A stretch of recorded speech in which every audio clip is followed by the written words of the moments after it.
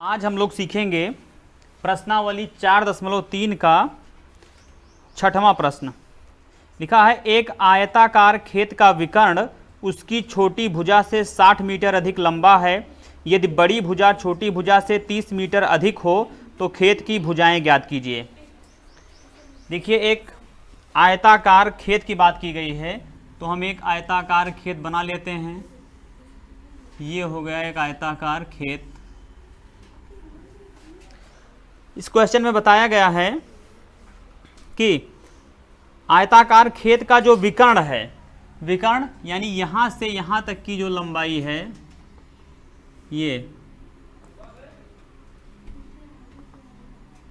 ये छोटी भुजा से 60 मीटर अधिक लंबा है। अब छोटी भुजा कौन सी है? देखिए, इसमें छोटी भुजा ये है, बड़ी भुजा ये है। तो मैंने मान लिया कि छोटी भुजा x है, तो बड़ी भुजा कितनी हो जाएगी? बड़ी भुजा के बारे में बताया गया है कि यदि बड़ी भुजा छोटी भुजा से 30 मीटर अधिक हो, तो छोटी भुजा से 30 मीटर अधिक है बड़ी भुजा, तो x में 30 जोड़ दीजिए, x प्लस 30। ये x प्लस 30 मीटर इसकी लंबाई हो गई, चौड़ाई है x मीटर, और इस विकर्ण की जो लंबाई दी गई है वो बताया गया इसमें कि आयताकार खेत का जो विकर्ण है उसकी छोटी भुजा से 60 मीटर अधिक लंबा है। छोटी भुजा कितनी है? x मीटर, और इससे 60 मीटर अधिक लंबा है, तो हो जाएगा x प्लस 60 मीटर इसकी लंबाई है, इस विकर्ण की, इस आयत के। तो इसको हम लिख देते हैं यहां पर। क्वेश्चन नंबर है ये छठवां।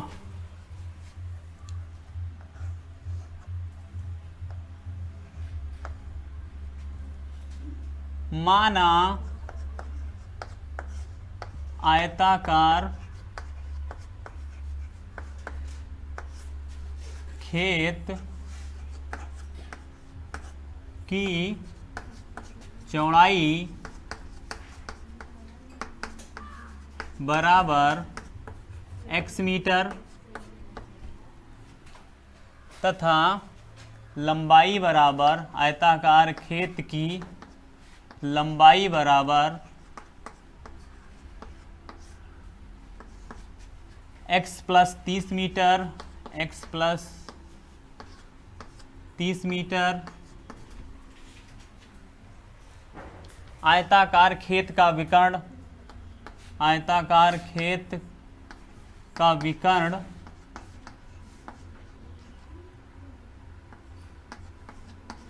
बराबर दिया गया है x प्लस 60 मीटर।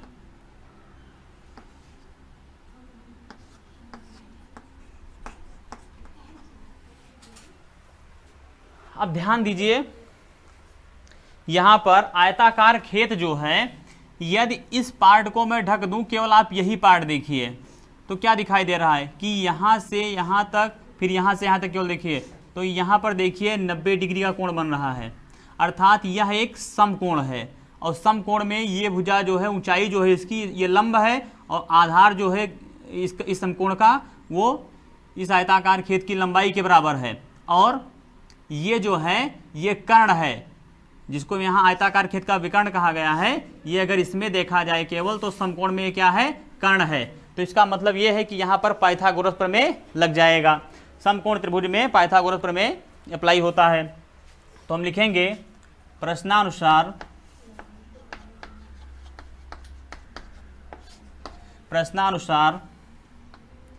पाइथागोरस प्रमेय से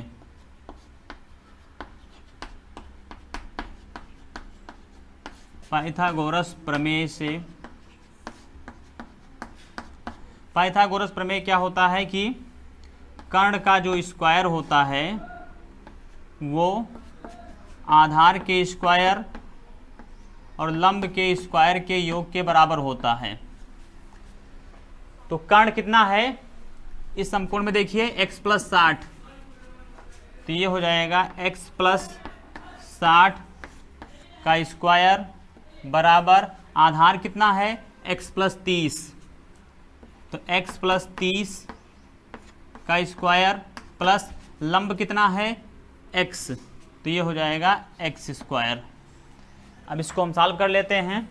तो a प्लस बी का होल स्क्वायर के रूप में लिखा हुआ है, तो जैसे उसका विस्तार होता है ये square plus 2ab plus B square, वैसे इसको भी हम कर देंगे। तो ये हो जाएगा एक्स का स्क्वायर प्लस 2ab, तो 2 गुणे एक्स और गुणे 60, तो हो गया 60 दूना 120x, 120x और प्लस 60 का स्क्वायर, तो 6 का स्क्वायर होता है 36, और शून्य का जब यहाँ स्क्वायर होगा इसके साथ में तो 2 शून्य हो जाएगा, तो ये हो जाएगा 3600, यानी 60 का स्क्वायर 3600 बराबर। यहाँ पर देखिए सेम इसी तरह से यहाँ भी लिखा हुआ है a प्लस बी का होल स्क्वायर के रूप में, तो ये भी हो जाएगा एक्स स्क्वायर प्लस 2ab, तो 2 गुणे एक्स गुणे 30, तो हो जाएगा 30 दूना 60x और प्लस b का स्क्वायर, तो 30 का स्क्वायर होता है 900 plus x square plus x square. यहाँ पर देखिए एक्स स्क्वायर यहाँ पर है इस पक्ष में, एक्स स्क्वायर इस पक्ष में भी है, दोनों पक्षों में देखिए ये भी धनात्मक यानी प्लस का एक्स स्क्वायर है, ये भी प्लस का एक्स स्क्वायर है, तो ये कैंसिल आउट हो गया। अब इसका बेसिक देखना है तो आप पिछले वीडियोज़ को देखिए। फिर देखिए 120x इधर है, उधर है 60x, ठीक है, इधर है 3600, उधर है 900, ठीक है, तो उधर जो भी हैं उनको हम पक्षांतर करके इधर ले आते हैं। तो इधर देखिए सबसे पहले हम उठा लेते हैं इसको, या जैसे लिखा है वैसे लिख लेते हैं। ये यहाँ पर बचा 120x प्लस 3600, यहाँ देखिए 60x है प्लस का, इधर आएगा तो हो जाएगा माइनस का 60x,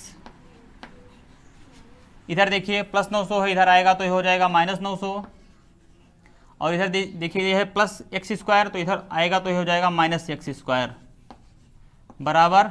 इस पक्ष में क्या बचा 0, ठीक है। अब इसको हम व्यवस्थित कर लेते हैं। द्विघात समीकरण में क्या होता है कि एक्स स्क्वायर वाला पद आगे होता है, तो एक्स स्क्वायर को हम आगे ले आते हैं, तो ये माइनस एक्स स्क्वायर है चिन्ह समेत, उसको उठाकर यहाँ आगे लिख दीजिए, ये हो जाएगा माइनस एक्स स्क्वायर।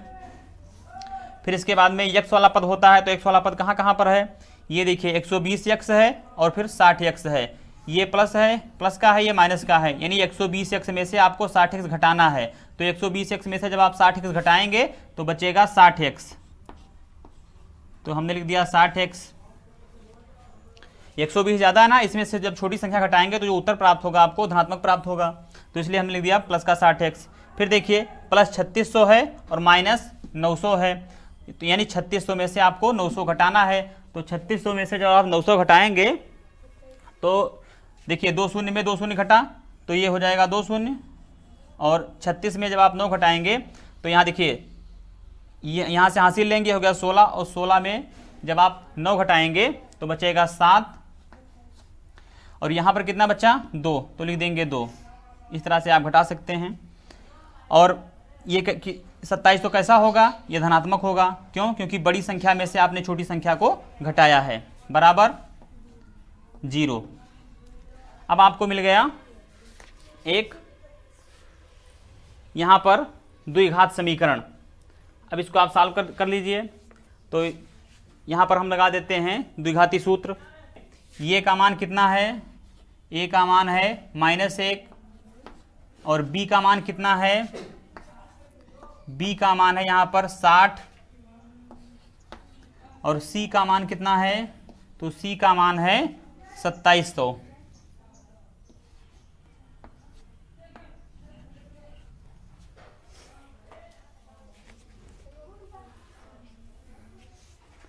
अब हम लिखते हैं सूत्र, लिखेंगे द्विघाती सूत्र से। द्विघाती सूत्र क्या होता है, x बराबर -b plus minus under root b square -4ac और कुल के बटे में 2a। अब हम मान रख देते हैं इस सूत्र में, बराबर हो जाएगा, यहाँ पर देखिए माइनस का चिन्ह लगा है तो माइनस का चिन्ह मैंने लगा दिया। b का मान आया है 60, तो हमने 60 लिख दिया। फिर है plus minus under root B square minus 4ac, तो अंडर रूट बी कितना है, बी है 60, और 60 का आप जब स्क्वायर करेंगे तो ये हो जाएगा 3600, तो हमने लिख दिया 3600 माइनस 4ac यानी 4 गुणे ए का मान कितना है, ए का मान है -1, तो हम लिख देंगे -1। फिर बी का मान 60 है, 60 का यहाँ पर बी स्क्वायर है ना, तो जब यहाँ पर देखिए बी का मान जो है वो 60 है, तो ये शून्य छूट गया था, बी का मान 60 है और माइनस का चिन्ह ऑलरेडी यहाँ पर सूत्र में लगा है तो वही लगा दिया गया है। तो 3600 माइनस यहाँ पर देखिए 4 और फिर ए का मान है -1 और सी का मान है ये देखिए 2700, तो हमने दिया 2700 कुल के बटे में 2, ये 2 गुणे ए का मान कितना है -1, तो हमने दिया -1, तो x बराबर कितना हो जाएगा, x बराबर हो जाएगा -60 प्लस माइनस ये हो जाएगा अंडर रूट 3600 माइनस 4 का गुणा जब करेंगे -1 से तो हो जाएगा -4, और फिर -4 का गुणा जब आप करेंगे 2700 के साथ में तो हो जाएगा -4 का गुणा 27 के साथ करना है। तो देखिए माइनस को अभी हम ध्यान रखते हैं, ब्रैकेट में लिख देते हैं माइनस, और फिर 4 का गुणा कर लीजिए 2700 से, तो 4 शून्यम शून्य 4 शून्यम शून्य, और फिर 4 सत्ते 28 के 8 हासिल नहीं 2, और 4 दूनी 8 और 2 10, ये मिल गया हमको, और कुल के बटे में 2, ये 2 का गुणा -1 के साथ तो ये हो जाएगा -2। अब देखिए आगे हो जाएगा x बराबर -60 प्लस माइनस अंडर रूट 3600, यहाँ पर माइनस और माइनस का जब गुणा होगा तो प्लस हो जाएगा 10,800, और कुल के बटे में -2। इसको सॉल्व कर लेते हैं।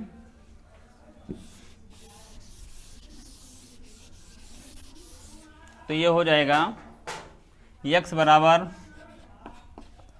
-60 प्लस माइनस 3600 और 10,800 को जोड़ दीजिए, तो अंडर रूट ये हो जाएगा 2 शून्य में 2 शून्य जुड़ेगा तो 2 शून्य ही मिलेगा। इसके बाद में 8 और 6 में जुड़ेगा तो 14 मिलेगा, 14 के 4 हासिल आई 1, और 1 को हम जोड़ देंगे शून्य में तो 1 ही मिलेगा, और फिर 3 जोड़ेंगे तो ये हो जाएगा 4, और फिर कितना बचा, यहाँ पर 1 बचा तो लिख देंगे 1। ये जोड़ने पर हमको प्राप्त हुआ है, आप चाहे तो अलग भी जोड़ सकते हैं। कुल के बटे में -2। अब इसको सॉल्व कर लेते हैं। अब यहाँ पर क्या है कि 14,400 का हमें वर्गमूल चाहिए, तो 14,400 का हम वर्गमूल ज्ञात कर लेते हैं। ये हो गया 14,400, इकाई के स्थान पर शून्य है, इसका मतलब 2 से कट जाएगा, 2 से भाग दीजिए, 2 सत्ते 14, यहाँ पर कुछ नहीं बचा, यहाँ फिर 2 दूनी 4, 2 शून्य है लगा दीजिए, इकाई के स्थान पर शून्य है यानी 2 से कट जाएगा, तो 2 तियाँ 6, 1 बचा, इधर हुआ 12, 2 छक 12, और फिर ये 2 शून्य लगा दीजिए। अब 2 को जब आप 3600 से 2 से जब आप 3600 को भाग देंगे तो आएगा 1800, और फिर 2 से जब आप 1800 को भाग देंगे तो आएगा 900, फिर 2 से जब आप 900 को भाग देंगे तो आएगा 450, और फिर 450 को जब आप 2 से भाग देंगे तो आएगा 225, और फिर अब इकाई के स्थान पर 5 आ गया तो इसका मतलब कि अब ये 5 से ही कटेगा, या फिर 5 2 7 2 9। अभी देखो इसमें देखिए 225 में 5 2 7 और 2 9 सभी अंकों का योग 9 आ रहा है, इसका मतलब कि अभी ये 3 से भी कट जाएगा, 3 से भी कट सकता है, 9 से भी कट सकता है, क्योंकि यहाँ पर 5 2 7 और 2 9 आ रहा है। तो जब संख्या के अंकों का योग हमें इस तरह से प्राप्त हो कि जो कि 3 का गुणज हो, अर्थात 3 से पूरी तरह से विभाजित हो जाए तो संख्या 3 से कट जाती है, और 9 से पूरी तरह से विभाजित हो रही है तो 9 से कट जाती है। तो इसको हम 3 से काटेंगे क्योंकि 2 से बड़ी अभाज्य संख्या है 3, तो हम 3 ले लेते हैं, ये हो जाएगा 3 सत्ते 21, एक बचा, इधर गया 15, 3 पचे 15। अब देखिए 5 7 12, अभी फिर से 3 से कट जाएगा, तो 3 दूनी 6, एक बचा, इधर हो गया 15, 3 पचे 15। अब देखिए 5 2 7, यहाँ पर 7 जो है वो 3 से नहीं कटता है, इसलिए अब यहाँ पर इकाई के स्थान पर है 5, इकाई के स्थान पर यदि 5 या 0 है तो वो संख्या 5 से पूरी तरह विभाजित होती है, तो अब हम इसको 5 से भाग देंगे। तो ये कितना हो जाएगा, ये हो जाएगा 5 पंचे 25 और फिर 5 एकम 5। अब यहाँ पर हम जोड़ा बना लेते हैं समान अंकों का, तो 1 हो गया इधर, फिर यहाँ पर 2, ये हो गया 3 और ये इसका बन गया जोड़ा और इसका बन गया। तो इस तरह से हमने इसका जोड़ा बना लिया। अब इस जोड़े में से हमें एक अंक लेना है, ये हो गया, यहाँ पर हमने 2 ले लिया, यहाँ पर भी 2 2 है, 2 का जोड़ा है तो हमने 1 ले लिया। यहाँ पर देखिए जोड़ा बन गया है तो हमने 2 यहाँ पर ले लिया, यहाँ पर 3 है तो इसका जोड़ा बन गया तो हमने 3 यहाँ ले लिया, 5 का बन गया यहाँ पर तो हमने 5 यहाँ ले लिया। अब इनके बीच में आपको गुणा कर देना है, ये होता है वर्गमूल निकालने का तरीका। तो 2 दूनी 4, दूनी 8 और 8 तियाँ 24 और 24 पंचे होता है 120। तो इसका मतलब कि ये हमें यहाँ पर 14,400 का वर्गमूल कितना प्राप्त हो गया, 120। तो हम लिखेंगे कि x बराबर -60 प्लस माइनस 120 बटे में -2। अब हमें क्या करना है, अब हमें एक बार तो -60 में 120 को प्लस कर देना है और एक बार हमें -60 में 120 को घटा देना है और बटे में -2 रखना है। x बराबर -60 प्लस 120 कुल के बटे में -2 और एक बार ये हो जाएगा -60 माइनस 120 और कुल के बटे में -2। इसको सॉल्व कर लेते हैं तो ये हो जाएगा x बराबर 120 में से 60 घटेगा तो ये हो जाएगा, बचेगा 60 बटे -2 बराबर एक इधर मान निकल के आ जाएगा 120 -60 और -120 तो ये हो जाएगा -180 और बटे में -2। तो ये हो जाएगा x बराबर 2 एकम 2 और 2 यहाँ पर 2 से जब भाग देंगे 60 को तो आएगा 30, तो यहाँ बचा -30, x बराबर -30। यहाँ पर देखिए -1 नीचे है, मैंने आपको बताया था कि हाँ नीचे है तो ऊपर भी लगा सकते हैं सामने भी लगा सकते हैं, उसका रीजन आपको मैंने पिछली वीडियो में समझाया है। तो ये हो गया -30। यहाँ पर देखिए ये माइनस से माइनस कैंसिल आउट हो गया, 2 एकम 2, 2 9 18 और 0 के 0, तो यहाँ पर प्राप्त हो गया 90। तो यानी हमें x के 2 मूल प्राप्त हुए, एक तो हमें प्राप्त हुआ -30 और दूसरा प्राप्त हुआ 90। तो जो x का हमें मूल -30 प्राप्त हुआ है वो तो हो नहीं सकता, क्योंकि हमने माना है चौड़ाई x मीटर और चौड़ाई जो है वो कभी भी ऋणात्मक नहीं हो सकती है, कुछ ना कुछ उसकी माप जरूर होगी। तो हम यहाँ पर लिख देंगे कि x का मान ऋणात्मक नहीं हो सकता,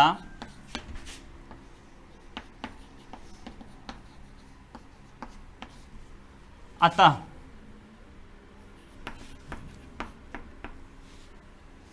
खेत की चौड़ाई बराबर, अतः खेत की चौड़ाई बराबर, हमने माना था x मीटर, x का मान कितना बचा, ये तो हो नहीं सकता तो यही तो बचा प्लस वाला, तो यानी खेत की चौड़ाई है 90 मीटर और जो खेत की लंबाई है,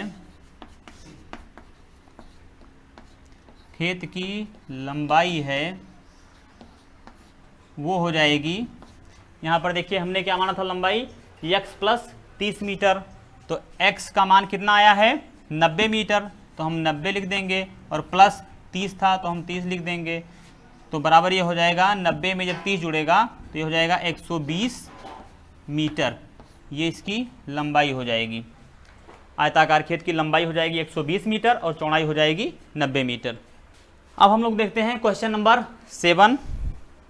इसमें लिखा हुआ है दो संख्याओं के वर्गों का अंतर 180 है, छोटी संख्या का वर्ग बड़ी संख्या का 8 गुना है, दोनों संख्याएं ज्ञात कीजिए। तो जैसे जैसे क्वेश्चन में लिखा है वैसे वैसे हम लिख देते हैं। सबसे पहले लिखा है दो संख्याओं के वर्गों का अंतर 180 है। तो हमें पता तो है नहीं कि वो संख्याएं कौन सी है, तो हम मान लेते हैं कि माना,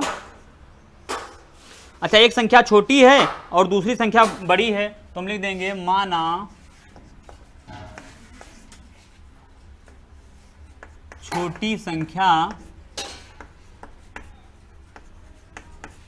बराबर x और बड़ी संख्या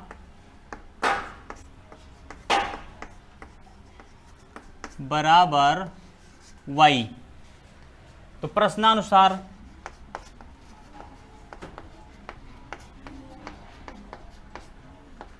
यहां y देखकर घबराना नहीं है। ऐसे क्वेश्चन जो द्विघात समीकरण के द्वारा हल होते हैं, जब भी आप अभी y का मान जैसे रखेंगे तो आपको द्विघात समीकरण ही प्राप्त हो जाएगा।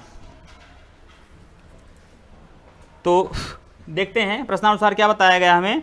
यह बताया गया है कि दो संख्याओं के वर्गों का अंतर 180 है। तो हमारी एक संख्या ये है, दूसरी संख्या ये है, इनके वर्ग का अंतर 180 है। तो x square minus Y square, यानी कि छोटी संख्या क्या भी हमने। अच्छा एक चीज यहां पर और ध्यान देना है, दोनों संख्याओं के वर्गों का अंतर 180 है, यानी घटाने पर हमको उत्तर जो है वो तो एक धनात्मक उत्तर प्राप्त हो रहा है। तो धनात्मक उत्तर हमें कब प्राप्त होता है? जब हम बड़ी संख्या में से छोटी संख्या घटाते हैं, तब हमें धनात्मक उत्तर प्राप्त होता है। तो हमने बड़ी संख्या क्या माना है? y। तो यहां पर हम y स्क्वायर में से x स्क्वायर को घटाएंगे, इस बात का ध्यान रखिएगा। तो ये हो जाएगा y square minus x square. दो संख्याओं के वर्गों का अंतर 180 है। हमने मान लिया ये समीकरण 1 है। अब फिर आगे बताया जा रहा है हमसे कि यदि बड़ी भुजा नहीं छोटी संख्या का वर्ग, छोटी संख्या हमारी कौन सी है? ये है। इसका जो वर्ग है, इसका जो वर्ग है ये बड़ी संख्या का 8 गुना है। बड़ी संख्या कौन सी है हमारी? y। और y का ये कितना है? 8 गुना है। अर्थात ये बड़ी संख्या से 8 गुना है। इसका जो स्क्वायर करने पर हमें प्राप्त होगा वो बड़ी संख्या से 8 गुना प्राप्त होगा। तो ऐसा करते हैं, जब ये 8 गुना प्राप्त होगा तो इनको बराबर करने के लिए हम क्या करेंगे? इनको हम 8 से गुणा कर देंगे। तो x स्क्वायर बराबर हो जाएगा 8y। अब ये बराबर हो जाएंगे। अभी तक क्या था कि इनका जो वर्ग था वो इनका 8 गुना था, यानी कि इनसे 8 गुना अधिक था। और तो मैंने क्या कर दिया कि इनको मैंने 8 से गुणा कर दिया। तो अब ये दोनों लोगों का मान बराबर हो गया। तो हमें यहाँ पर मिल गया समीकरण नंबर 2। ध्यान से देखिए, x स्क्वायर बराबर 8y, इसको हम समीकरण 2 भी कह सकते हैं, या वैसे आप रहने दीजिए। तो ये क्या हो जाएगा? अब यहां पर देखिए x स्क्वायर का मान हमको मिल गया कितना? 8y। अब x स्क्वायर यहां पर लिखा हुआ है, तो आप यहां पर लिख दीजिए कि x स्क्वायर का मान समीकरण x स्क्वायर का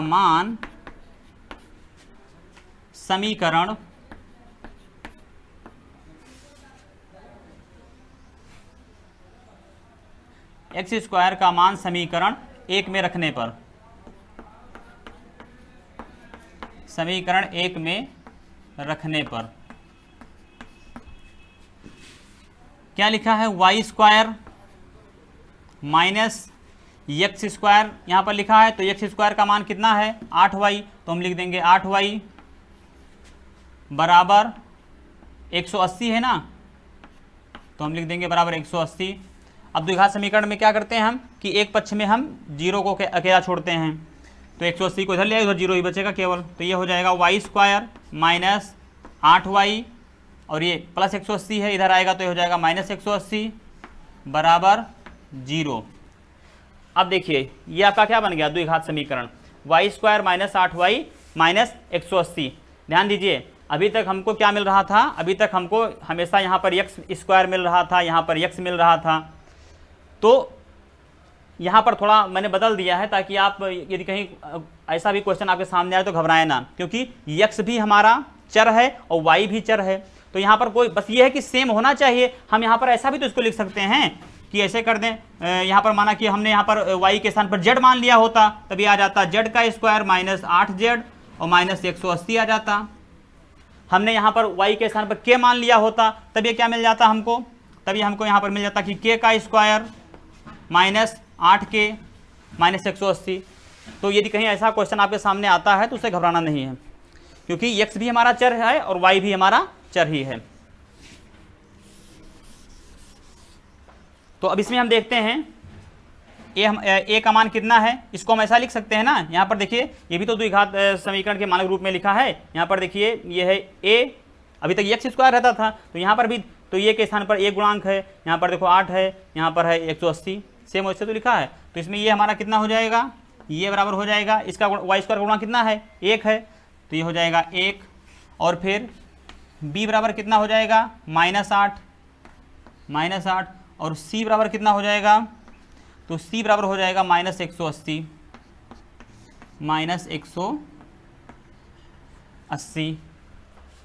अब हम फार्मूला लगा देते हैं, लिख देंगे द्विघाती सूत्र से ध्यान दीजिएगा, द्विघाती सूत्र क्या होता है कि x बराबर -b plus minus √b² - 4ac अपान 2a। लेकिन यहाँ पर x बराबर नहीं होगा, क्योंकि यहाँ पर द्विघात समीकरण में हमें क्या मिला था, y मिला है। तो यहाँ पर हम लिखेंगे y बराबर, यानी इस जो अभी हमने इसमें निकाला है, इस द्विघात समीकरण में जो हमने यहाँ पर बनाया द्विघात समीकरण, इसमें जो हमारा चर है वो y है, तो हम y बराबर लिखेंगे। जहाँ पर x होता है चर, वहाँ पर हम x बराबर लिखते हैं। यहाँ पर आप ये मान बदल सकते हैं, जैसे अगर उसमें द्विघात समीकरण में x दिया है तो x बराबर आप लिखें, अगर द्विघात समीकरण में y दिया है तो y बराबर लिखें, कुछ कोई और चर दिया है तो उसके बराबर में आप सूत्र को लिखें। तो ये हो जाएगा y बराबर -b plus minus √b² - 4ac और कुल के बटे में 2a। तो y बराबर हो जाएगा, माइनस लगा है, माइनस हम लगाए देते हैं। फिर b का मान कितना आया है -8, तो हम लिख देते हैं -8। फिर प्लस माइनस का चिन्ह लगा है, लगा दिया मैंने। ये है अंडर रूट के नीचे लिखा है b², b का मान है -8, इसका स्क्वायर करेंगे तो हो जाएगा 64 और -4ac, तो 4 गुणे a का मान कितना है 1, तो हमने लिख दिया 1, और c का मान कितना है -180, तो लिख देंगे -180 और कुल के बटे में 2a, तो 2 गुणे a का मान कितना है 1, हमने लिख दिया 1। अब इसको हम सॉल्व कर लेते हैं, तो ये हो जाएगा y बराबर माइनस माइनस का गुणा होगा तो ये प्लस हो जाएगा 8, तो ये प्लस का 8 यानी 8 और प्लस माइनस का चिन्ह लगा है, लगा दिया अंडर रूट, ये देखिए लिखा है 64, तो हमने लिख दिया 64 माइनस 4 एकम 4 माइनस 4 एकम 4 और फिर 4 का जो गुणा करेंगे आप -180 के साथ, तो आपको क्या प्राप्त हो जाएगा, आपको प्राप्त हो जाएगा कुल के बटे में 2 एकम 2, तो कितना हो जाएगा आगे, हम इसको लिख सकते हैं कि y बराबर 8 plus minus under root 64, minus minus का गुणा होगा तो ये प्लस हो जाएगा और 720 लिखा है, लिख दीजिए कुल के बटे में 2। तो y का मान हो जाएगा y बराबर 8 प्लस माइनस, इनको आप जोड़ दीजिए 64 और 720 को, तो 720 में जब आप 64 जोड़ेंगे तो ये कितना हो जाएगा 784 हो जाएगा, 784 और कुल के बटे में 2। इसको हम सॉल्व कर लेते हैं आगे, तो ये हो जाएगा y बराबर 8 प्लस माइनस अंडर रूट 784 का आपको वर्गमूल ज्ञात करना है, तो 784 का वर्गमूल होता है 28। यदि आपको नहीं याद है तो आप याद कर लीजिए, कम से कम 30 तक वर्गमूल, 30 तक घनमूल और 30 तक पहाड़ा, ये कंफर्म कर लीजिए।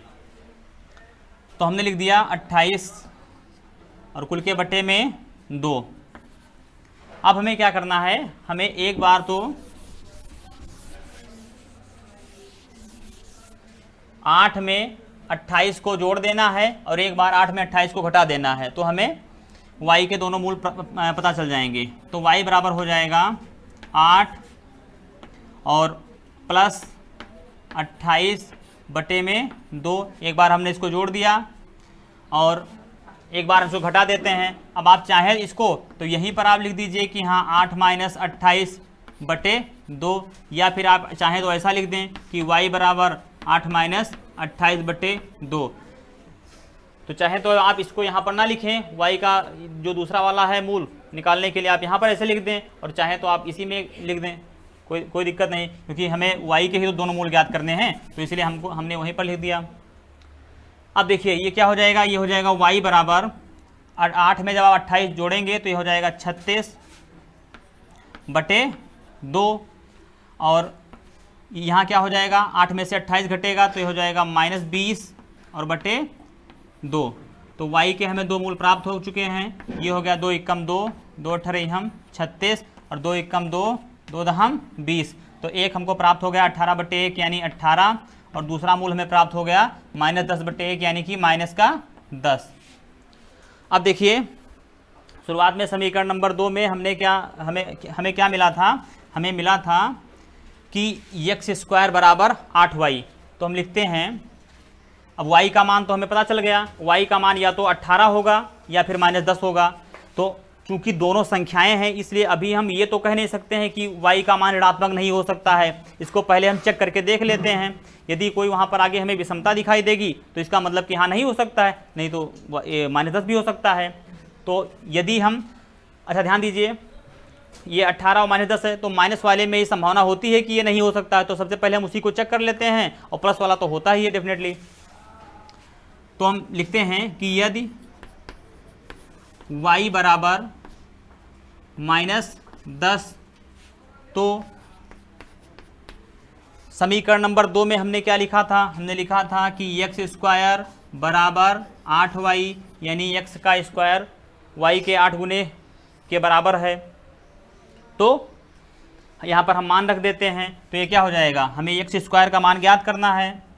तो ये हो जाएगा x², मतलब हमें x का मान चाहिए, y का मान तो मुझे पता ही है, तो x² हमने दिया यहाँ पर बराबर, ये देखिए ये हो जाएगा 8 और y के बीच में क्या छुपा है, गुणा, तो गुणे का चिन्ह लगा दीजिए, और ये क्या है -10, y का मान जो आया है, तो यहाँ पर आप -10 लिख दीजिए। अब जब आप x का स्क्वायर बराबर इसका गुणा करेंगे तो क्या आ जाएगा 8 गुणे -10, तो ये हो जाएगा 8 दाम 80 यानी -80। तो x² बराबर क्या हो जाएगा, x² बराबर हो जाएगा, ये स्क्वायर का जब 75 होगा तो क्या हो जाएगा, इस पर रूट लग जाएगा, तो ये है -80 और इस पर आपने रूट लगा दिया। तो रूट के अंदर देखिए ऋणात्मक संख्या आपको मिल गई। इसका मतलब क्या है कि यह एक अवास्तविक संख्या है, यह रियल नंबर नहीं है, यह एक काल्पनिक संख्या है। तो यहाँ पर जब ये स्क्वायर का 75 हुआ तभी तो रूट लगा, तो जब यहाँ पर ये रूट के अंदर ऋणात्मक संख्या है तो इसका मतलब क्या है कि एक अवास्तविक संख्या है, और जब अवास्तविक संख्या है तो इसका मतलब क्या है कि ये x का मान हो नहीं सकता है। तो यहाँ पर हम लिख देंगे कि x बराबर √-80। तो यहाँ लिख देंगे कि x का मान, ये चूंकि यहाँ पर ऐसा भी आप लिख सकते हो कि चूंकि x बराबर √-80, अतः यह लिख दो कि इसलिए x का मान ऋणात्मक नहीं हो सकता, ऋणात्मक नहीं हो सकता। अब हमें पता चला कि हाँ ऋणात्मक हो सकता है कि नहीं हो सकता है। तो यदि x का मान ऋणात्मक नहीं हो सकता, यानी ये तो बिल्कुल नहीं हो सकता, तो हो कौन सकता है, धनात्मक वाला। तो इसको भी चेक कर लेते हैं कि यदि ये हो नहीं सकता है, ये हो सकता है y का मान, तो y का मान यदि ये है तो x का मान हम ज्ञात कर लेते हैं। तो इसके लिए मैं इधर साइड में लिख रहा हूँ, ये यहाँ से देखिएगा इधर, कि यदि y बराबर 18, तो x बराबर क्या था, ये आया था, देखिए यहाँ पर x² बराबर 8y हमारा दूसरा समीकरण था, एक्स स्क्वायर बराबर, चाहे दूसरे समीकरण में आप रख दीजिए चाहे पहले समीकरण में रखिए, मान आपको सेम प्राप्त होगा। तो एक्स स्क्वायर बराबर 8y, एक्स स्क्वायर बराबर 8 और गुणे y का मान कितना आया है 18, तो हम लिख देंगे 18। फिर एक्स स्क्वायर बराबर 18 और 8 का हम गुणा कर लेंगे। तो यदि आपको पहाड़ा आता है तो बहुत अच्छी बात है, नहीं आता है तो आप चाहे अलग रख के गुणा कर लें, चाहे यहीं पर सीधे सीधे कर दें। 8 अठाई 64 के 4, हासिल आए 1, हासिल आए 6 और 8 एकम 8 6 14, तो कितना आ गया 144। तो ये आ गया 144। तो यहाँ पर देखिए स्क्वायर लगा है, जब इसका आप पक्षांतर करेंगे तो इस पक्ष में आकर ये रूट बन जाएगा। हालांकि दोनों पक्षों का वर्गमूल निकाल लिया जाता है, वो मैं बेसिक में समझा चुका हूँ, लेकिन आप ये समझिए कि इसका पक्षांतर होगा तो यहाँ पर इस पर रूट लग जाएगा सीधे सीधे। यदि आपने नहीं देखा है तो पिछले वीडियो में देखिए। x बराबर हो जाएगा ये 144 के ऊपर रूट लग जाएगा। तो x का मान हमें कितना पता चल जाए, x का मान कितना हो जाएगा, x का मान हो जाएगा 144 का जो वर्गमूल होता है वो 12 होता है, चाहे आप निकाल कर देख लें और याद हो तो बहुत अच्छी बात है 12। और आपको मैंने ये भी बताया है कि किसी संख्या का जो वर्गमूल होता है वो धनात्मक भी होता है और ऋणात्मक भी होता है। तो ये 12 कैसा होगा, ये धनात्मक भी होगा और ऋणात्मक भी होगा। तो यानी हमें क्या पता चला कि जो संख्या हमारी होगी, जो छोटी संख्या होगी, यहाँ पर देखिए मैंने लिखा था माना छोटी संख्या बराबर x, तो जो छोटी संख्या होगी वो या तो प्लस का 12 होगी या फिर माइनस का 12 होगी, और जो बड़ी संख्या होगी वो हमने यहाँ पर y का मान निकाला, ये मैंने चेक किया तो ऋणात्मक तो हो नहीं सकता, बचा क्या धनात्मक। तो y का मान ये जो है बड़ी संख्या हमने माना था y, तो बड़ी संख्या हमारी कितनी हो जाएगी 18, क्योंकि यही बची एक, ये तो हो ही नहीं सकती, ये मान -10 जो है तो हो ही नहीं सकता, तो बचा क्या 18। तो अर्थात बड़ी संख्या हमारी जो है वो कितनी हो जाएगी 18 हो जाएगी, और छोटी संख्या जो है वो प्लस क्या भी 12 हो सकती है और माइनस का भी 12 हो सकती है। आप चाहें तो इधर लिख दें कि हाँ बड़ी संख्या बराबर बड़ी संख्या हमारी है y, तो y का मान कितना आया है, y का मान आया है 18, तो आप लिख दीजिए 18।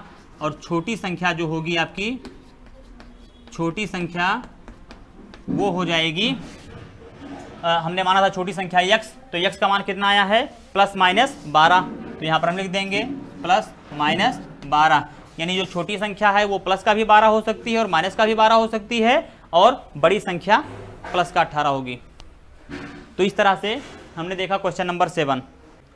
अब हम लोग देखते हैं प्रश्नावली 4.3 का 8वां प्रश्न। 8वां प्रश्न कह रहा है कि एक रेलगाड़ी एक समान चाल से 360 किलोमीटर की दूरी तय करती है। यदि यह चाल 5 किलोमीटर प्रति घंटा अधिक होती तो वह उसी यात्रा में 1 घंटा कम समय लेती। रेलगाड़ी की चाल ज्ञात कीजिए। बहुत सिंपल क्वेश्चन है, हम लिख देते हैं। हमें ज्ञात क्या करना है, ज्ञात करना है हमें रेलगाड़ी की चाल, जो कि इसमें दिया नहीं गया है। तो हम लिखते हैं कि माना, जो हमें ज्ञात करना होता है सबसे पहले हम उसको मान लेते हैं। तो लिखेंगे माना रेलगाड़ी की चाल बराबर x किलोमीटर प्रति घंटा।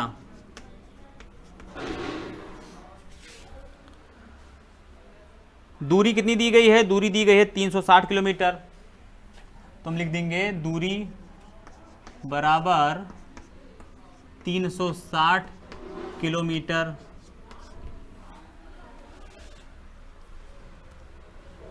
अब जरा ये बताइए कि जब हमें चाल और दूरी पता है तो क्या मैं समय नहीं निकाल सकता हूं? निकाल सकता हूं। तो मैं लिख दूंगा कि रेलगाड़ी द्वारा इस यात्रा को, यानी 360 किलोमीटर दूरी को तय करने में लिया गया समय, तो ये कितना हो जाएगा, समय बराबर समय बराबर होता है दूरी बटे चाल। दूरी कितनी है 360, तो हम लिख देंगे 360 बटे चाल कितनी है x किलोमीटर प्रति घंटा, x किलोमीटर प्रति घंटा, तो हमने यहाँ पर लिख दिया x। अच्छा, यहाँ पर ध्यान से देखिए, ये 360 क्या था, ये किलोमीटर था, ये हमने क्यों नहीं लिखा, जरा समझ लेते हैं। यहाँ पर इसको हम लोग अक्सर छोड़ देते हैं, लेकिन ये क्यों छोड़ दिया जाता है इसको जरा समझ लीजिए। जैसे ये कितना था 360 किलोमीटर, तो पूरा लिखना चाहिए था ना भाई, आधा क्यों लिखे? तो उसका लॉजिक होता है क्योंकि वो कट जाता है इसलिए उसको छोड़ दिया जाता है। 360 किलोमीटर और ये कितना है, ये है x किलोमीटर प्रति घंटा, किलोमीटर प्रति घंटा। तो ये x किलोमीटर प्रति घंटा है और यहाँ पर क्या है, ये किलोमीटर है। तो ये क्या हो जाएगा, इसका मतलब ये ऐसे तो लिखा है ना कि किलोमीटर और ये किलोमीटर यहाँ प्रति घंटा ऐसे तो लिखा है, तो इसका गुणा इससे हो जाता है। तो यहाँ क्या हो जाएगा, ये हो जाएगा किलोमीटर गुणे घंटा, ये ऊपर चला जाएगा। यहाँ पर क्या बचा, किलोमीटर बचा। अब ये समय जो इधर लिखा है ये समय किस में है, समय घंटा में है। ये समय भी तो इधर घंटा में कहीं ना कहीं आपका है, क्योंकि समय बराबर हमें निकालना है इधर, तो जो भी समय आएगा वो घंटा में होगा। तो इधर भी आपका घंटा होता है ये, ठीक। तो देखिए ये किलोमीटर से किलोमीटर कैंसिल आउट हो जाता है, घंटा इधर भी है घंटा इधर भी है, तो घंटा से घंटा कैंसिल आउट हो जाता है। इसलिए इसको हम लोग नहीं लिखते हैं, सीधे सीधे वही लिख देते हैं और लास्ट में जो आंसर आता है उसमें हम लगा देते हैं इकाई को। लेकिन ये जानिए कि ऐसा होता क्यों है। तो ये हो गया समय।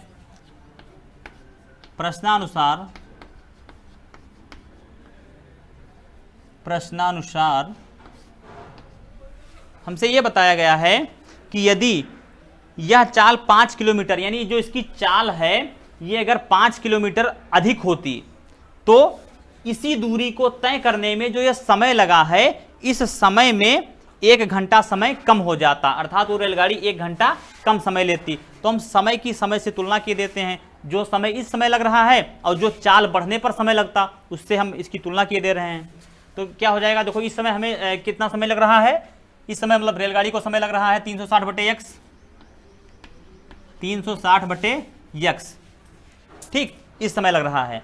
और ये समय 1 घंटा, अच्छा ठीक है, अब इसको हम ऐसे लिखते हैं, बराबर बाद में जो समय लगता वो समय क्या है, अगर हम इसमें कुछ घटाएं बढ़ाएं ना तो वो समय हमारा इसी के बराबर ही तो रहेगा, 360/x बटे 360/x।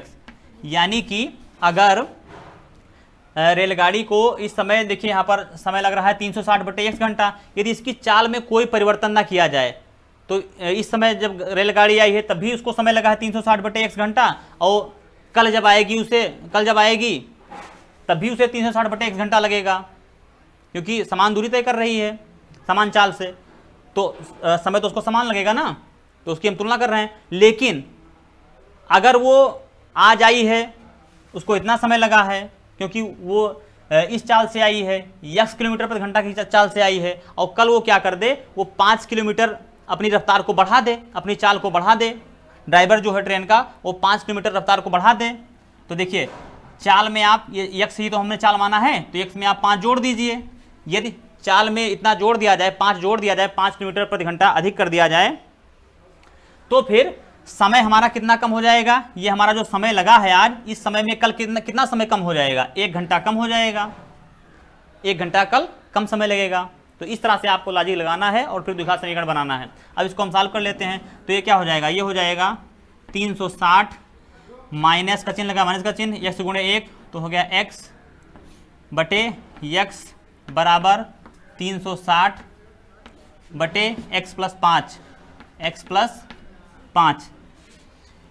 अब आप गुणा कर लीजिए, इसका इधर और फिर इसका इससे, नहीं सॉरी, ये बीच में बराबर का चिन्ह लगा है ना, प्लस माइनस का तो चिन्ह लगा नहीं है, तो यहाँ पर केवल क्रॉस मल्टीप्लाई होगा, इसका इससे और इसका इससे, तो कर दीजिए। ये देखिए x का गुणा 360 से होगा तो ये हो जाएगा 360x, फिर x का गुणा जब होगा -x से तो ये हो जाएगा -x², ठीक है, और फिर प्लस 5 का जब गुणा होगा 360 से तो ये क्या हो जाएगा 5 शून्यम 0, 5 छक 30 के 0, हासिल आए 3, 5 3 15 और 3 18, और ये कैसा है, धनात्मक है, ये भी कैसा है, धनात्मक है, तो धन का चिन्ह लग जाएगा बीच में 1800। फिर प्लस 5 का जब गुणा होगा -x से तो प्लस माइनस का गुणा हो जाएगा माइनस, और 5 का गुणा x तो ये हो जाएगा 5x,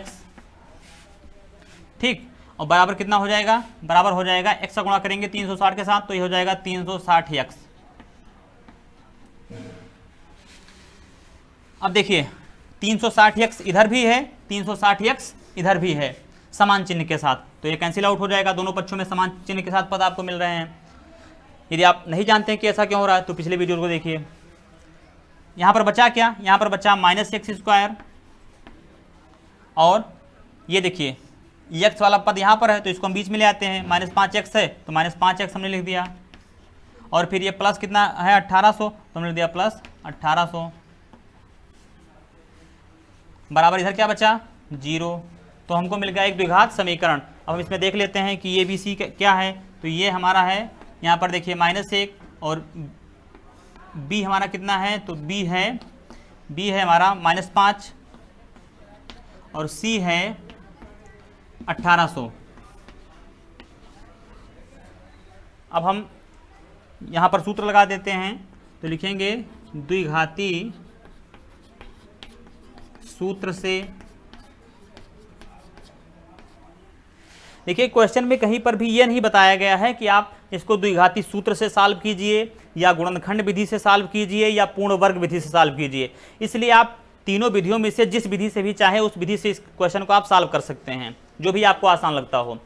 ठीक है, तो सूत्र का प्रयोग करना काफ़ी आसान होता है, इसलिए हम लोग उसका यूज कर रहे हैं। और जब कभी बोर्ड एग्जाम में आपके सामने ऐसा आ जाए कि हाँ इसको पूर्ण वर्ग विधि से सॉल्व कीजिए या गुणनखंड विधि से सॉल्व कीजिए, तब आप उसी विधि से सॉल्व कीजिएगा, नहीं तो आपके नंबर कट जाएंगे। तो द्विघाती सूत्र से ये क्या हो जाएगा, यहाँ पर देखिए गुणांक सम में हमारा चर x ही तो है, तो यहाँ पर हम x ही लिखेंगे। x बराबर -b plus minus √b² -4ac और कुल के बटे में 2a मान रख देते हैं सूत्र पर।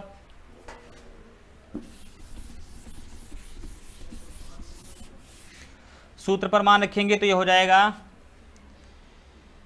x बराबर माइनस का चिन्ह लगा है सूत्र में तो हमने माइनस का चिन्ह लगा दिया। b का मान हमारा कितना है -5 तो हमने लिख दिया -5 और फिर प्लस माइनस √b² -4ac। तो b कितना आया है, b हमारा आया है -5, इसका जब आप स्क्वायर करेंगे तो यह हो जाएगा 25 तो हमने लिख दिया 25 और फिर 4 माइनस का चिन्ह लगा दिया सूत्र में क्योंकि लगा है माइनस का चिन्ह। फिर 4 गुणे a का मान कितना है, a का मान है -1 तो हमने लिख दिया -1 और फिर c का मान कितना है, तो c का मान है 1800 तो हमने लिख दिया 1800 और फिर कुल के बटे में 2a तो हमने लिख दिया 2 और a का मान कितना आया है -1 तो हमने दिया -1। इसको सॉल्व कर लेते हैं, ये हो जाएगा x बराबर माइनस माइनस का गुणा होगा प्लस हो जाएगा, प्लस का 5 प्लस माइनस यहाँ पर देखिए √ ये हो जाएगा 25 और माइनस का चिन्ह लगा है। अच्छा हम चाहे तो माइनस का चिन्ह लगा दें, पहले इन सबका गुणा कर लें, उनको ब्रैकेट में रखिए, उसके बाद में ब्रैकेट खोलें, तब फिर माइनस माइनस का गुणा हो तब प्लस करें। या फिर आप ऐसे सीधे सीधे देखिए कि -4 और इसके बीच में गुणा होना है तो -4 और -1 का जब गुणा होगा तो माइनस माइनस क्या हो जाएगा, प्लस हो जाएगा। और फिर 4 कम कितना हो जाएगा 4। एक ब्रैकेट तो हमने सॉल्व कर लिया, अभी बाकी बचा एक ब्रैकेट, उसको हम ऐसे लिख देते हैं 1800। चाहे तो यहीं पर गुणा करके लिख दें या फिर अभी आप ऐसे रहने दीजिए, अगले स्टेप में सॉल्व कर लीजिएगा। कुल के बटे में 2 का गुणा -1 के साथ तो हो जाएगा -2। तो ये कितना हो जाएगा x बराबर 5 प्लस माइनस √25 लिखा है 25 लिख दीजिए, प्लस 4 का गुणा करेंगे 1800 के साथ में तो ये हो जाएगा 18 चौक 72 और 2 शून्य है तो 2 शून्य लगा दीजिए 7200 और फिर कुल के बटे में ये हो जाएगा -2 तो हमने दिया -2। अब अगले स्टेप को सॉल्व करने से पहले पहले लिख लेते हैं। देखिए ये हो जाएगा x बराबर 5 प्लस माइनस 7200 में आप 25 को जोड़ दीजिए तो ये कितना हो जाएगा √ हो जाएगा 7225 और फिर कुल के बटे में -2। अब आपको क्या करना है 7225 का आपको वर्गमूल ज्ञात करना है, तो बहुत सिंपल 7225 आप लिख दीजिए 5 2 7 2 9 7 16। इसका मतलब कि इतना 3 से कटेगा ना 9 से कटेगा 2 से कटेगा ही नहीं, तो ये सीधे से 5 से कटेगा, 5 से काट देते हैं तो ये हो जाएगा 5 कम 5 2 बच्चा इधर का 22 तो तो ये हो गया 5 चौक 20, 2 बचा इधर गया 22 हो गया, 5 चौक 20, 2 बचा इधर 5 25। इस तरह से फिर 5 से देंगे क्योंकि इकाई हमें 5 है तो 5 से ही कटेगा, तो ये हो जाएगा 5 दूनी 10, 4 बचा इधर हो गया 44, 5 उठे 40, 4 बचा 5 9 45। फिर देखिए अब ये हो गया 9 8 17 और 17 2 19। अब ये ना तो 3 से कट रहा है, ना 2 से कट रहा है, ना ही ये 5 से कट रहा है। 7 से कटेगा क्या? 7 चौक 28, नहीं कटेगा। तो फिर अगली ये भाज्य संख्या क्या? 11 से 9 2 11, 11 में 8 घटा 3, नहीं कटेगा। 13 से, तो 13 से यदि हम इसको काटें तो हो जाएगा 13 एकम 13 और 13 और 15 यहाँ पर बच गया, तो उससे भी नहीं कट रहा है 289। फिर किससे कटेगा ये? तो फिर हम देखते हैं आगे 17 से देखते हैं। हाँ 17 से कट जाएगा क्योंकि 17 का स्क्वायर होता है 289, तो हम लिख देंगे 17 17 ही हम 17 ही हम हो जाएगा 289। देखिए 17 एकम 17, ऐसे भी आप देख सकते हैं। यहाँ पर कितना बचा? यहाँ पर बचा 11, इधर हो गया 119, तो 17 सत्ते 119। फिर 17 से आप काटेंगे तो 17 एकम 17, एक जोड़ा यहाँ बन गया, एक जोड़ा यहाँ बन गया। इसमें से मैंने एक ले लिया 5 और इसमें से मैंने एक ले लिया 17, तो कितना होगा? 17 पचे 85। तो ये हो जाएगा x बराबर 5 प्लस माइनस अंडर रूट 85। ये यहाँ पर इसका जो हमने वर्गमूल निकाला वो निकला 85, तो हम लिख देंगे 85 और कुल के बटे में -2। बस क्वेश्चन बिल्कुल सॉल्व होने के कगार पर है। तो ये हो जाएगा आगे आपका कि एक बार ये हो जाएगा x बराबर 5 प्लस 85, 5 प्लस 85 और बटे में -2, और एक हो जाएगा दूसरा मूल कि यहाँ 5 और -85 और बटे में -2। तो ये क्या मिल जाएगा? हमें मिल जाएगा x बराबर 5 85 हो जाएगा 90 बटे -2, और दूसरा मूल हो जाएगा 5 में 85 घटा तो ये हो जाएगा -80 बटे -2।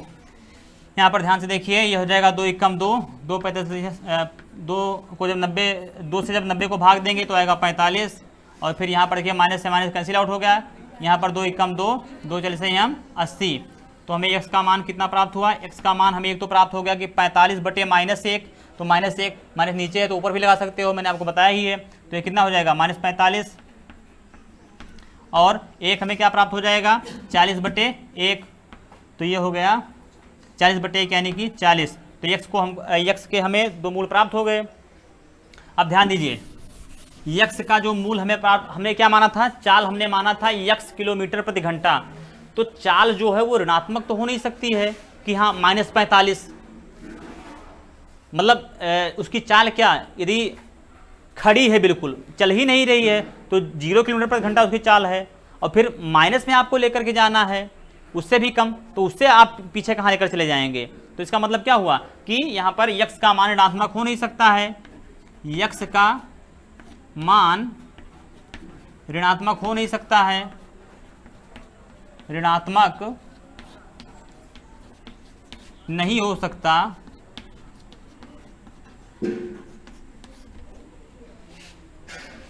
अतः रेलगाड़ी की चाल बराबर ये 40 किलोमीटर प्रति घंटा। ध्यान से देखिए, जब -45 हो नहीं सकता, ऋणात्मक हो नहीं सकता, तो बचा क्या? धनात्मक वाला मूल बचा +40। तो यही आपका रेलगाड़ी की चाल हो जाएगी, क्योंकि हमने रेलगाड़ी की चाल माना था x किलोमीटर प्रति घंटा, तो x का मान कितना आया? -45 और 40, तो -45 हो नहीं सकता, तो बचा क्या? 40, इसलिए रेलगाड़ी की चाल बराबर 40 किलोमीटर प्रति घंटा।